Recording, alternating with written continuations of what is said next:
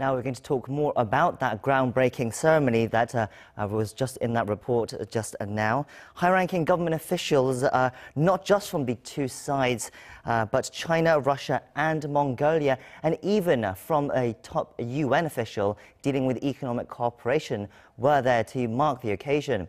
Jung-hee again rounds up the events from yesterday.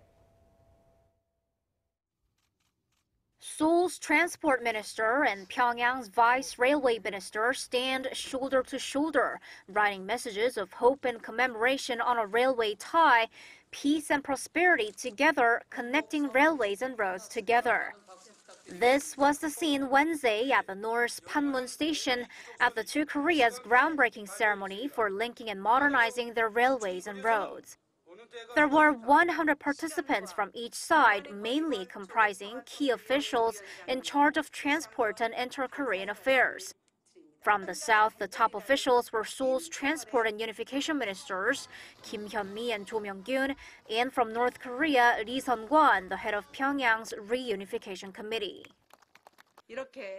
The arteries connecting South and North will become arteries for co-prosperity in Northeast Asia and will expand our economic reach to the continent. The Trans-Eurasian Railway and the Asian Highway will reduce the time and cost spent on logistics and thereby raise the competitiveness of our companies. The economic benefits will be enjoyed by both Koreas.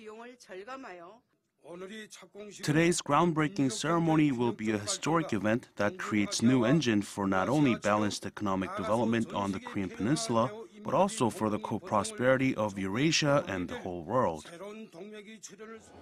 Also at the ceremony was the executive secretary of the UN's Economic and Social Commission for Asia and the Pacific, as well as some senior railway and road officials from Russia, China, and Mongolia.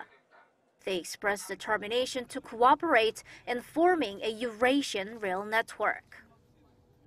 There are trains running from Pyongyang to Beijing. If the tracks are connected between Seoul and Pyongyang, then it will be possible to go to Beijing from Seoul by train. I hope that day comes soon.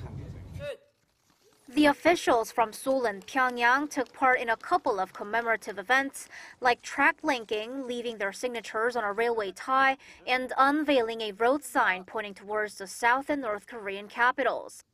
But these symbolic acts do not mean that the two Koreas will start construction right away. Things will have to go in tandem with North Korea's denuclearization, and they'll have to get sanctions waivers from the UN Security Council for whatever work they do in the future.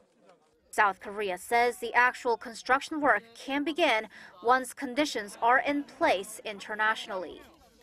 Jung-hee, Arirang News.